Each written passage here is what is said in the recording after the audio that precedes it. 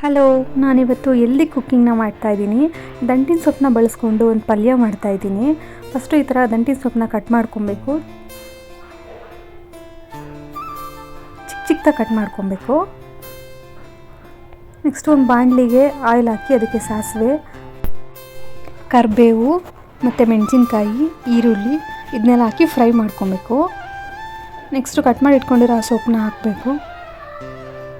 ನೀಟಾಗಿ ಮಿಕ್ಸ್ ಮಾಡ್ಕೊಬೇಕು. ಅದಕ್ಕೆ ಸ್ವಲ್ಪ ಉಪ್ಪು ಹಾಕಿ ಮತ್ತು ಗರಂ ಮಸಾಲೆ ಇದು ಹಾಕಿದ್ರೆ ಟೇಸ್ಟ್ ಚೆನ್ನಾಗಿರುತ್ತೆ. ಸ್ವಲ್ಪ ನೀರು ಇದನ್ನೆಲ್ಲ ಹಾಕಿ ನೀಟಾಗಿ ಮಿಕ್ಸ್ ಮಾಡಿಕೊಂಡು ಸ್ವಲ್ಪ ನಂಗೆ ಖಾರ ಕಡಿಮೆ ಅನಿಸೋದಕ್ಕೆ ಖಾರ ಪುಡಿ ಹಾಕ್ತೆ ಸ್ವಲ್ಪ ಬೇಯಕ್ಕೆ ಬಿಡಬೇಕು. ನೆಕ್ಸ್ಟು ಮುದ್ದೆ ಮಾಡ್ಕೊತಾ ಇದ್ದೀನಿ. ಮುದ್ದೆಗೆ ನೀರು ಹಾಕಿ ಸ್ವಲ್ಪ ಹಿಟ್ಟು ಹಾಕ್ಬಿಟ್ಟು ಈ ಥರ ನೊರೆ ಬರೋವರೆಗೂ ಅದನ್ನು ಕಾಯಿಸ್ಕೊಬೇಕು.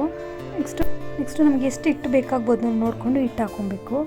ಇಟ್ಕೊಂಡಿರ್ತೀವಲ್ವ ಆ ಸೌಟನ್ನ ಮಧ್ಯದಲ್ಲಿ ಇಟ್ಟರೆ ಅದು ಉಕ್ಕು ಬರಲ್ಲ ಅಂತ ಹೇಳ್ತಾರೆ, ಅದಕ್ಕೆ ನಾನು ಇಟ್ಟಿದ್ದೀನಿ.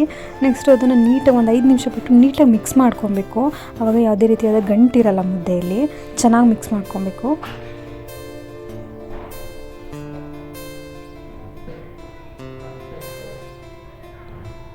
ಒಂದು 5 ನಿಮಿಷ ಹಿಟ್ಟನ್ನ ಬೇಯಿಸ್ಕೊಂಡು ಆದಮೇಲೆ ಈ ಥರ ನೀರು ಹಾಕ್ಕೊಂಡು ನೀಟಾಗಿ ಮುದ್ದೆನ ಕಟ್ಕೊಬೇಕು.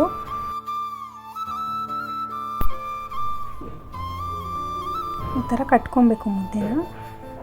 ನೆಕ್ಸ್ಟ್ ಊಟ ರೆಡಿ. ಮುದ್ದೆ, ಸೊಪ್ಪಿನ ಪಲ್ಯ, ಅದೇ ಸೊಪ್ಪಲ್ಲಿ ಸಾಂಬಾರು ಕೂಡ ಮಾಡಿದ್ದೆ.